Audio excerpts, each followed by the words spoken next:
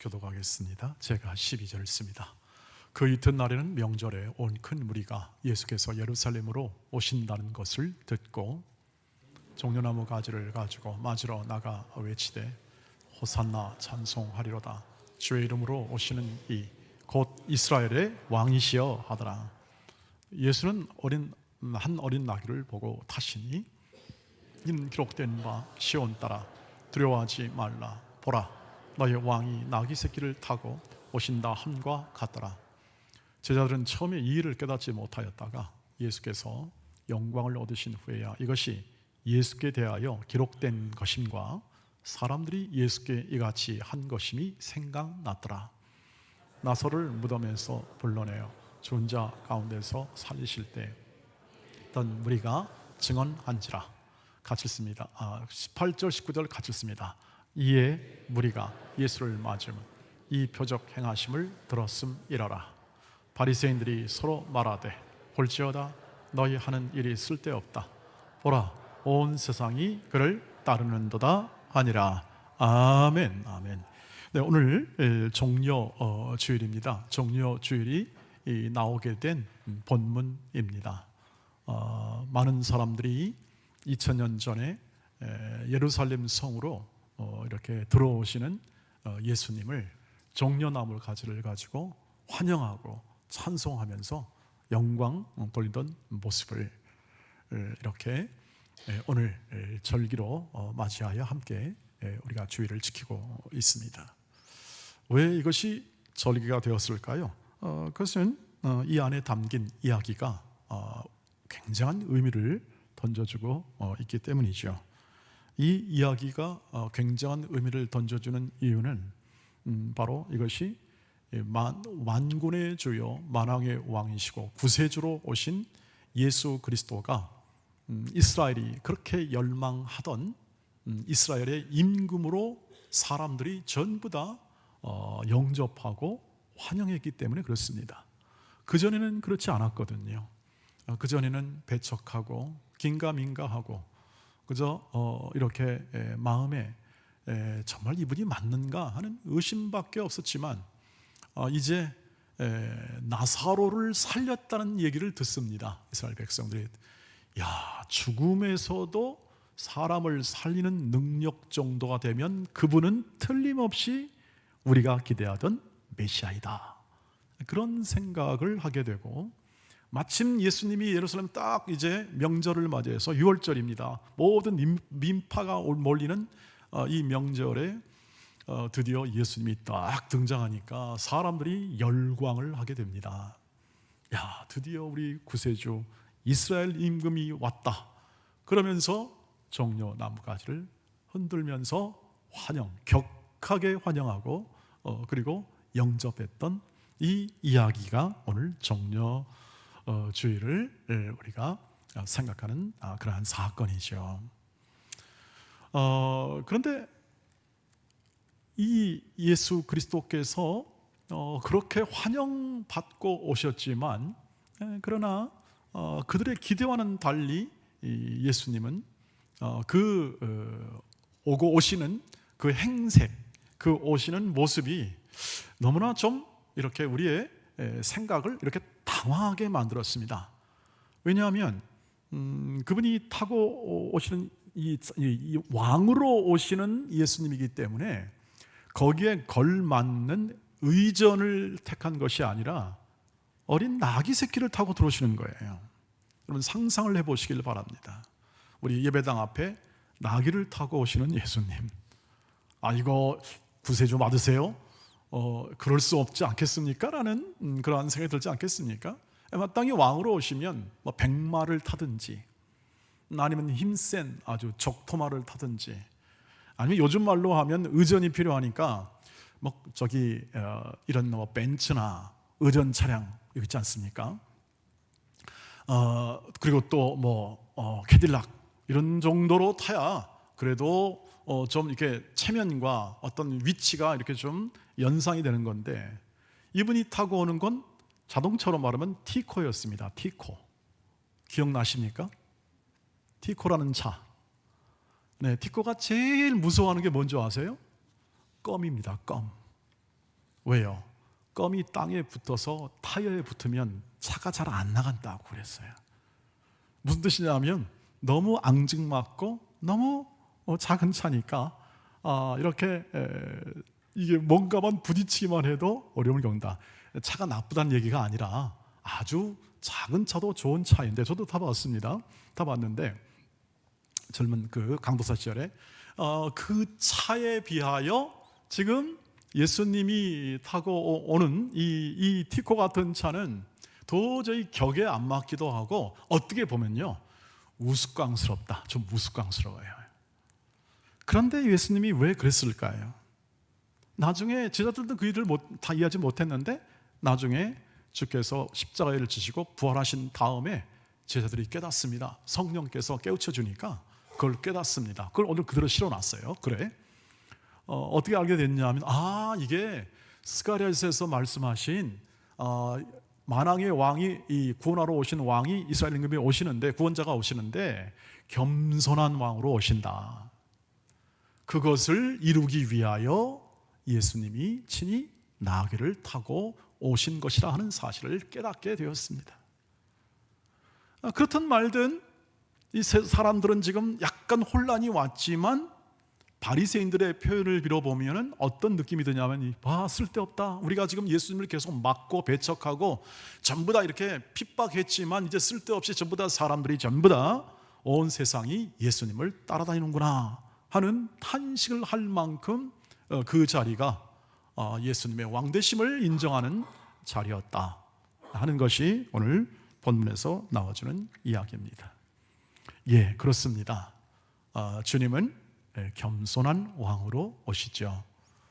세상의 임금은 의전을 차리고 그리고 각각 격에 맞는 지배와 권력에 합한 내용으로서 늘 행차하고 그리고 거기에 맞는, 지위에 맞는 모든 일로서 사람들을 동원하려 하지만, 예수께서는 아무도 동원하라는 것이 아닙니다.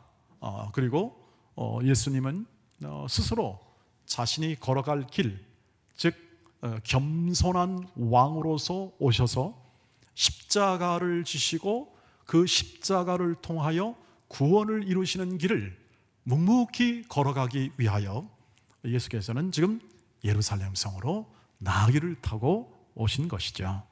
즉 주님의 오심은 분명한 이 모든 권력과 지배와 사람들이 바라는 메시아 구원자로 오시는 게 아니라 하나님이 보내신 자, 하나님의 권능과 지혜와 사랑을 담아서 이 땅에 육신으로 오셔서 지금 오해와 갈등 속에서 왕으로 추대받고 있으며, 주님은 거기에 의하지 않고, 즉 사람들의 손에 의하지 않고 스스로 겸손한 왕으로서 지금 나귀를 타고 우리 곁으로, 지금 즉 이스라엘 백성 곁으로 자신의 집, 왕이시니까 왕궁, 왕도가 있는 예루살렘으로 입성하시는 예수님이 오늘 우리가 보는 말씀에서 보는 예수님이십니다. 우리는 그 예수님이 결국 십자가를 지시고 그리고 우리를 구원하시는 겸손한 왕이시기에 오늘도 우리는 그것을 기념하고 생각하고 잊지 않고 이 날을 기념하여 그 왕으로 오신 예수 그리스도를 우리가 찬양하고 경배하며 오늘도 예배합니다. 이것이 우리가 종료주일을 통해서 가지는 것이죠. 가지는 생각이고 이해입니다. 우리를 사랑하시는 하나님의 사랑을 가득 담고 이 땅에 오셔서 겸손과 온유로 이 땅을 다스릴 것입니다. 그리고 그 다스림 안에 우리가 믿음을 가지게 되었고 하나님의 자녀로서 오늘도 우리가 이 날을 기념하고 이 예배를 드리고 있습니다. 그러면 우리는 질문을 당연히 해봐야 합니다. 어떤 질문입니까? 우리가 이 하나님의 아들 왕이신 예수님을 우리가 마음속에 잘 영접하고 있는가? 이들 군중과 같이 영접하고 있는가? 아니면 우리는 이 왕이신 하나님이 보내신 이 예수가 우리의 왕되심을 분명하게 내 마음으로 모시고 있는가 하는 거죠. 왜냐하면 왜 이런 얘기를 하냐면 군중들도 왕으로 모셨습니다. 그 당시 왕으로 모셨는데 나중에 며칠 안 가서 오히려 자신들의 뜻대로 해주지 않자 십자가에 못 박으라고 외친 사람들이 바로 이 사람들입니다. 환영하고 또 이렇게 영접했던 종려나무 가지를 흔들었던 사람들이 다시 이렇게 어떻게 하냐면 돌아서 가지고 예수 그리스도께서 마땅히 이 죽어야 한다는 십자가형을 받을 만한 그러한 사람이라는 사실을 선동에 의하여 결국 그러한 외침을 하게 되기 때문이죠. 그러나 제자들은 달랐습니다. 제자들은 혼란과 또 방황이었지만 성령께서 혹은 부활하신 예수께서 그들을 친히 찾아오심으로 그 길을 걸어가도록 다시 회복시키시고 그리고 인도하셨기 때문이죠. 우리는 오늘 이 글을 읽고 이 종료주일에 해당하는 오늘의 절기를 지키면서 그래, 만왕의 왕이신 예수께서 인간의 육신을 입고 이 땅에 참 이스라엘의 왕으로 오셔서 우리를 구원하셨기 때문에 우리는 그 믿음을 가진 존재들이기 때문에 우리는 이 예수 그리스도를 우리가 만들어낸 주 예수가 왕이 아니라 하나님이 보내신 왕으로 오늘 분명하게 내 마음속에 받아들일 수 있는 위치에 있는 자들이다 하는 사실을 밝혀드리고 싶습니다. 사람들은 자기 이렇게 생각하죠. 내가 이것을 중점으로 내가 살아야겠다라고 생각을 많이 합니다. 어떤 사람은 돈을 중심으로, 어떤 사람은 인생은 즐기는 거야, 즐길 수 있는 것이면 내가 최고의 것으로 삼는다. 그리고 사람들은 전부 다 세상의 왕을 자기의 마음에 합한 대로 선택을 하여 살아가지 않습니까? 어떤 사람이든지 어떤 권력자든지 우리나라의 어떤 권력자든지 국민들이 투표로 뽑을 때는 어떻게 뽑습니까? 내가 원하는 사람 뽑습니다. 내가 바라는 사람을 뽑습니다. 세상은 그렇게 돌아가죠. 대의 명분입니까? 우리나라를 살릴 수 있겠습니까? 누가? 그럼 못 살립니다. 우리나라 온 개인이 살릴 수는 없습니다. 역사는 그것을 증명해주고 있죠. 전부 다 우리 이 세상에서는 자기가 원하는 왕을 뽑습니다. 받아들입니다. 그러나 오늘 우리는 어떤 왕을 받아들이냐면 우리는 하나님의 뜻을 담아 보낸 하나님이 보내신 왕을 우리는 받아들이는 사람들입니다. 그것을 확인하자는 겁니다. 내가 주인 삶은 모든 것을 내려놓고 오직 주님만 사랑해라는 고백은 무엇인 고백입니까? 그 고백입니다. 내가 세상에 있는 모든 다른 나를 안전하게 만들고 평화롭게 만드는 모든 주인 삶 모든 것을 내려놓고 오직 주님만 사랑해 하나님의 아들 예수 그리스도가 나의 주인 되시고 나의 왕이 되심을 고백하는 것입니다. 이 아침에 이 고백이 분명하게 되기를 축복합니다. 이 고백, 하나님이 보내신 왕, 그 왕을 오늘도 영접하시기를 바랍니다. 군중이 아니라 돌아서는 사람이 아니라 일평생 우리가 고백할 수 있는, 일평생 주일날마다 고백할 수 있는 왕이십니다. 그분이 하신 일과 그분이 하신 앞으로 행할 놀라운 일을 우리가 마음에 기대하며 오늘도 종료주일을 맞이해서 승리로 입성하시고 결국 십자가로 승리하실 그 예수 그리스도가 오늘 현실, 오늘 내 삶과 내 모든 환경 속에서 왕이 되어주심을 믿으시길 바랍니다. 변함없이 그러면 어떻게 그 왕을 영접하고 그 왕의 모든 은혜와 사랑 안에서 살아갈 수 있겠는가 하는 것을 잠깐 오늘 성찬식이 있기 때문에 말씀드리고 이 설교를 맺으려고 합니다. 갑자기 기분이 좀 좋아지시죠? 네. 금방 끝나니까 그런 기분 좋게 오늘 왕으로 영접했으니까 그 마음으로 어떻게 살아갈 거라 한번 단순히 생각해 보시길 바라겠습니다. 우리는 그 왕의 통치를 이제 받아들였기 때문에 우리는 그 왕의 통치를 받으며 살아갑니다. 여러분, 주님이 지금도 통치하심을 믿으시길 바랍니다. 어디 떠나가신 분 아니에요. 결론적으로 말하면 모든 주님의 일하심은 성령을 통하여 계속되는 겁니다. 그분이 육신으로 행했던 모든 육신의 한계 때문에 이루지 못한 일들을 그의 영을 통하여 성령이 통하여 지금도 우리와 함께 하심을 꼭 생각하시기를 바랍니다. 떠나가신 분이 아닙니다. 그리고 어디 멀리 계신 분이 아니고 가까이 계십니다. 우리 안에 계실 뿐만 아니라 우리의 삶에서 지금 우리의 왕이 되어 주십니다. 여러분, 주님이 딱 한 가지 제자들에게 부탁하신 말씀이 있습니다. 그건 뭐냐면 자기를 부인하고 십자가를 지고 나를 따르라, 이렇게 말씀하십니다. 그리고 너희는 서로 사랑해라. 다 같은 말입니다. 서로 사랑하는 말과 이 십자가를 지고 나를 따르라는 것은 다 같은 말이죠. 주님이 이렇게 말씀하신 이유는 뭐냐면 주님은 그 당시 십자가를 지고 하나님의 사랑을 완벽하게 십자가에서 증명하려고 하셨기 때문에 그렇습니다. 즉 자신의 죽음을 통하여 하나님의 사랑을 완벽하게 구현해내는 겁니다. 이 땅에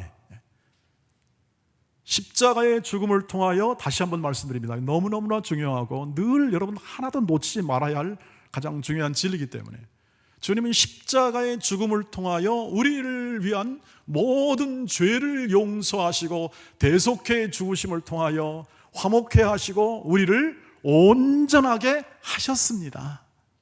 구원이지요. 그리고 그 구원을 오늘 성령을 통하여 우리에게 적용시키시고 우리를 구원에 합당한 하나님의 자녀로 세워내시는 주님이십니다. 지금 살아계신다는 거예요. 우리와 함께 하셔요. 그러니까 우리가 함께 하시는 분과 동행하며 그 주께서 말씀하신 그 말씀의 핵심의 진리를 붙잡고 살아가는 것, 그게 자기를 부인하고 십자가를 지는 삶을 사는 것입니다. 그 삶의 실제는 어떤가? 그럼 구체적으로 그 삶을 어디서 어떻게 삶을 할 것인가에 대한 부분이 바로 바울의 간증이 고린도후서 4장 10절 12절에서 나와 있습니다. 같이 읽어보시죠. 시작. 우리가 항상 예수의 죽음을 몸에 짊어짐은 예수의 생명이 또한 우리 몸에 나타나게 하려 함이라. 우리 살아있는 자가 항상 예수를 위하여 죽음에 넘겨짐은 예수의 생명이 또한 우리 죽을 육체에 나타나게 하려 함이라. 그런즉 사망은 우리 안에 역사하고 생명은 너희 안에서 역사하느니라. 대강 그림이 오지요. 우리는 고난 받는구나. 그러나 생명의 역사도 있다 하는 것을 알 수 있고, 그리고 이게 바울이 고난을 많이 받았구나. 그러나 고난 가운데서 넉넉히 승리했구나 하는 정도로 이해할 수 있겠습니다. 근본적으로 이 바울의 간증 고백은 뭐냐면 바울이 겪는 모든 이 삶과 사역은요 늘 고난 가운데 있었어요.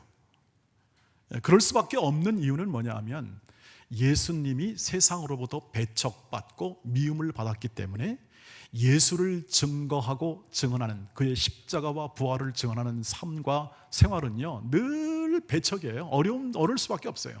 여러분, 지금도 마찬가지예요. 지금도 세상은 절대 기독교의 메시지, 내가 예수가 구원했다는 사실을 절대 좋아하지 않습니다. 좋아할 거라고 생각하는데 그렇지 않습니다.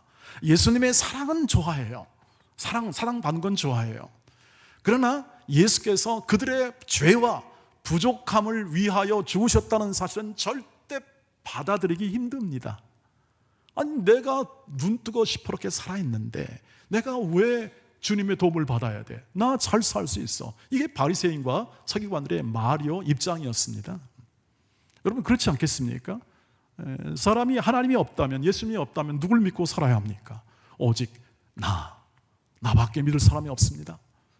나도 잘 모르겠지만 하여튼 나밖에 없으니까 내가 원하는 것, 내가 바라는 것 하다가 죽으면 끝. 이런 것까지 가기도 하고, 아니면 그래도 좀 도덕적으로 좀 잘 살아보자, 좀 인간답게 살아보자는 그런 좀 자각 있는 마음이 있지만 결국 선택하는 걸 뭐냐면 나밖에 없습니다. 마지막에 가서는. 그런데 어떻습니까? 예수님이 내가 너희를 위해서 십자가에 죽어 부활했다는 사실을 증언할 때 바울은 늘 어려움을 당했습니다. 그뿐 아니라 그를 쫓아다니면서 약 40여 명에 이르는 스토커들이 말이죠, 끝까지 죽이겠다고 달려듭니다. 여러분, 한 사람만 날기 힘들게 해도 힘든 생활 아니겠어요? 근데 40명이 그냥 죽이겠다고 달려들고 그 삶을 하니 어디가 한들 편한 데가 어디 있겠습니까? 그가 고백한 대로 어마어마한 고난이 이 고린도후서에 잘 기록이 되어 있습니다. 그런데 이런 말을 하잖아요. 죽을 것 같았는데 살아보니까 그 안에서 생명이 나오더라, 이 뜻입니다. 구원의 역사가 이루어지더라. 가는 곳마다 배척당하고 어려움이 겪은 했지만 그 고난과 어려움과 환난 안에 새 생명의 구원의 역사가 가는 곳마다 있더라. 그래서 고린도 성도들아, 내가 너희를 개척할 때에 내가 당했던 어려움도 너희도 안다. 그리고 지금도 사실 이 편지를 쓸 때는 이 고린도 성도들 가운데 일부가 배척을 해요. 개척한 교회 담임을 배척했던 그런 일들이 벌어질 때 지금 이 바울이 얘기하는 거예요. 고난, 어려움, 예수의 십자가의 그 고난은 내게 임했고 그 고난 가운데 이루신 구원의 은혜가 너희에게 임했다. 그래서 사망은 내 안에, 생명은 너희 안에 역사한다, 이 얘기를 하는 겁니다. 이것이 십자가의 원리고 이것이 우리가 예수께서 부탁하신 삶의 원리입니다. 내가 죽고 타인이 살아가는 것, 이것을 세상에서는 이타주의라고 얘기하지만 오늘 우리는 그 삶을 따라가기 위해서 부르심을 받은 존재, 하나님의 사람들임을 믿으시길 바랍니다. 그래서 이러한 실제 삶이 이 기독교 역사 안에 풍부합니다. 1866년 우리나라가 아직 조선지 말기 시절 때 토마스 선교사가 이 땅에 옵니다. 제너럴 셔먼을 타고 와서 대동강연에 있을 때, 쇄국 정책으로 있을 때 이 박춘권이라는 사람이 있습니다. 박춘권. 이분이 아니죠. 이 포졸이 제너럴 셔먼호가 딱 이제 이 포를 맞아가지고 불타니까 빨리 내렸습니다. 내려가지고 이렇게 이제 피어 나오는데 박춘권 이 포졸이 칼을 들고 이 토마스 선교사를 치려고 합니다. 그때 성경 한 권을 줍니다. 주고 잠시 기도하고 죽습니다. 이게 뭔 일입니까? 27세의 나이에 전도 창창한 젊은 아주 똑똑한, 그 당시로 말하면 여러분 영국은 세계 선교 요람이기도 할 뿐만 아니라 모든 이 선교사들이 말이죠, 옥스퍼드, 케임브리지 이런 좋은 학교에서 다 공부를 했던 사람들이죠. 이 사람이 27세의 나이에 그냥 이 조선의 포졸 하나에 의해서 딱 죽임을 당합니다. 그런데 결론은 이것입니다. 어떻게 됐냐? 그 포졸이 나중에 이 박춘권은 나중에 평양의 교회의 장로님이 되십니다. 장로님이. 그리고 거기서 우리나라 최초의 교회인 산정현 교회가 만들어집니다. 그리고 1907년 우리나라 교회 부흥의 역사의 가장 첫 번째 위대한 부흥의 역사는 1907년 평양 대부흥인데요, 그 부흥의 씨앗이 됩니다. 그러니까 하나님이 하시는 일은 전부 다 은혜라는 말은 뭐냐면 인간의 힘의 뜻이 아닙니다. 십자가를 지고 걸어가는 모든 삶 속에 생명이 일어나는 이유는 그것이 하나님이 하시기 때문에 그렇습니다. 그것을 경험하시기를 주의 이름으로 축복합니다. 여러분 가정에서 죽으시면 됩니다. 여러분 직장과 사회 속에서 죽으시면 됩니다. 무조건 비굴하라는 뜻이 아니라 이 십자가 원리에 따른 삶의 가치를 마음에 품고 모든 사람과 모든 일에 대하여 주님이 주신 사랑과 사랑의 계명을 따라 겸손과 온유와 그리고 바람과 그리고 소원, 이 모든 것이 예수 그리스도의 마음에 합한 기뻐하는 그러한 마음으로 행하는 것입니다. 이것밖에는 우리에게 요구한 것이 없습니다. 다른 짐은 지지 마시기를 바랍니다. 다른 짐은 없습니다. 예수께서 우리에게 허락한 모든 이 영생의 삶에서 딱 그것입니다. 너는 자기를 부인하고 십자가를 지고 나를 따르라. 나를 사랑하면 내 계명을 지켜라. 내 계명은 이것이니 너는 내가 너희를 사랑한 것 같이 너희도 서로 사랑하라. 이것을 여러분 마음에 잘 담으시고 이것이 여러분의 삶의 현실에서 분명하게 고난과 어려움으로 드러나겠지만, 그리고 현실을 살아가는 이 믿음으로 살아가는 삶이 당연하게도 어렵고 힘든 그러한 과정을 분명히 우리에게 요구하지만, 그 안에는 오늘 감사가 있을 줄 믿습니다. 왜? 나를 사랑하신 그분이 나에게 가장 명예로운 길을 걷게 하시지 않는가 하는 거죠. 난 인생, 세상 사람 다 자기 길로 가고 자기가 삼은 왕을 가지고 자기의 모든 환우를 따라 살아가지만, 우리는 다른 사람을 위해 살아갈 수 있는 명예로운 길을 우리를 부르시고 우리를 구원하시고 그 길을 살게 하시는 것이니까요. 그 가치를 오늘 종료주일 속에 분명히 잡으시고, 오늘도 넘치는 이 하나님의 인도하심, 살아계신 하나님이 함께 동행하며 일하시니까 그 하나님의 일하심 속에 여러분 순종의 마음을 굳게 하셔서 이 삶으로 여러분의 모든 생명의 그 놀라운 은혜와 풍성함을 여러분의 삶 가운데 많이 누리시기를 주의 이름으로 축복합니다. 그리고 이 고난 주간에 그것을 많이 묵상하며 실천합시다. 기도하겠습니다. 자비하신 하나님 아버지, 하나님께서 주신 은혜와 사랑, 말씀은 우리에게 생명과 진리로 인도하시는 주의 생명의 양식임을 믿습니다. 주님, 십자가로 이룬 구원과 우리를 향하신 이 놀라운 이 순종의 요청은 우리를 복되게 하고 우리의 삶에 보람을 더해줄 것을 믿습니다. 주님, 그렇게 살게 하옵소서. 그렇게 행하게 하옵소서. 내가 죽고 우리의 가정이 살아가게 하옵소서.